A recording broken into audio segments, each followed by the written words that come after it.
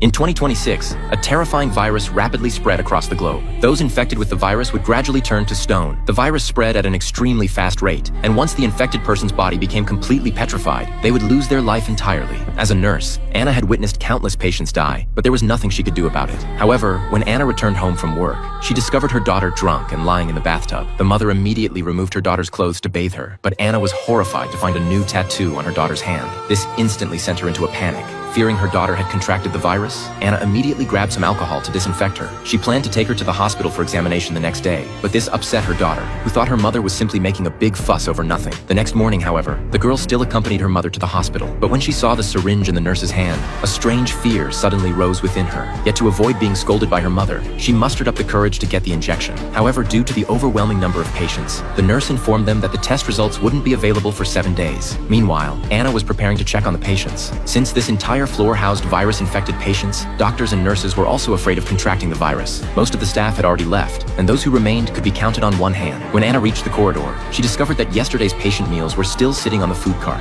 With no other choice, Anna pushed the cart to deliver the meals to the patients. When she entered the ward, the entire room was filled with patients who had already turned to stone. Their petrification had reached over 80%. The patients had lost the ability to move. What came from their mouths was no longer air, but powder. They could only sustain their lives through machines. Fortunately, this virus didn't spread through the air. Just as Anna was delivering food to the last patient, she discovered that the person had completely petrified and lost their life entirely. Anna felt deeply disheartened, but there was nothing she could do to treat them. She unplugged the equipment from the patient's body and covered them with a white sheet. At the same time, the girl had finished her examination and returned to school, but she felt an unbearable itching all over her body. Just as the girl kept scratching her arm, the teacher suddenly called on her to answer a question, but the girl hadn't noticed that the wound on her arm had split open. Blood dripped down her arm onto the desk. The classmates were terrified when they saw this. The teacher quickly told the girl to go to the infirmary to treat her wound. The classmates urged her to leave immediately, as if the girl had become a demon. Seeing this, her boyfriend immediately chased after her, but instead of going to the infirmary, the two hid in the bathroom and began kissing in secret. Little did they know,